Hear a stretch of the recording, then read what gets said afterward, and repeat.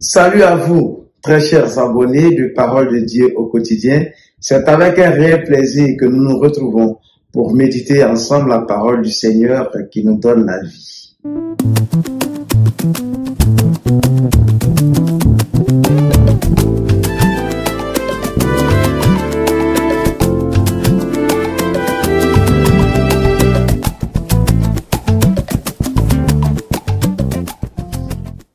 Au nom du Père et du Fils et du Saint-Esprit. Amen. Seigneur mon Dieu, tu es mon refuge. Frères et sœurs, nous sommes au 5e dimanche du temps de Carême à l'Ébé. Et les textes que nous avons entendus pour la première lecture, le Seigneur nous enseigne que désormais, son alliance sera d'inscrire sa loi dans le cœur de ses fidèles. La deuxième lecture que nous avons entendue, tirée de la lettre aux Hébreux, nous enseigne que le Christ, par son obéissance parfaite au Père et par ses souffrances, est devenu la cause du salut du genre humain pour tous ceux qui lui obéissent. L'évangile de Saint Jean que nous avons entendu nous enseigne deux événements.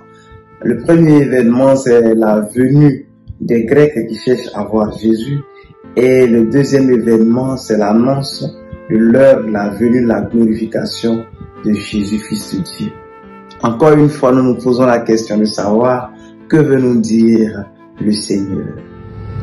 Frères et sœurs, les alliances que tisse le Seigneur avec son peuple ont pour but de donner le salut aux hommes. Malheureusement, le respect de ces engagements a toujours été la bête noire des hommes. Pour remédier à cela, le Seigneur a désormais cherché à inscrire sa loi dans le cœur de l'homme afin que tout homme puisse le connaître. Mais il faut souligner que la réussite de ce projet s'est parfaitement réalisée en Jésus, Fils de Dieu, car par ses souffrances et son obéissance à Dieu, il est devenu pour le genre humain la cause du salut éternel voulu par Dieu.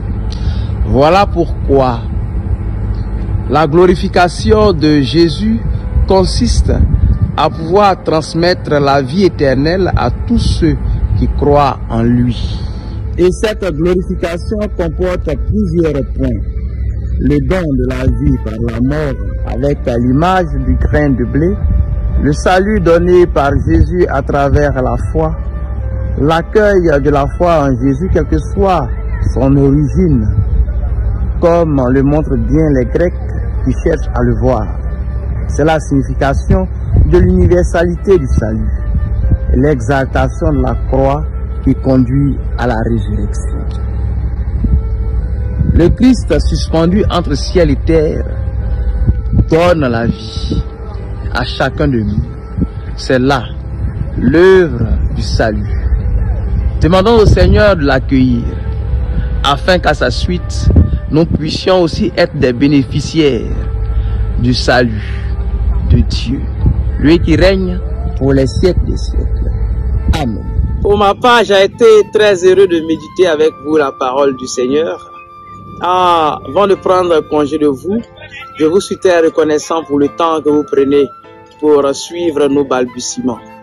Le Seigneur soit avec vous et avec votre esprit. Que Dieu Tout-Puissant vous bénisse, le Père et le Fils et le Saint-Esprit. Amen. Allez dans la paix du Christ. Nous rendons grâce à Dieu. D'ici là, portez-vous bien et à bientôt. Au revoir.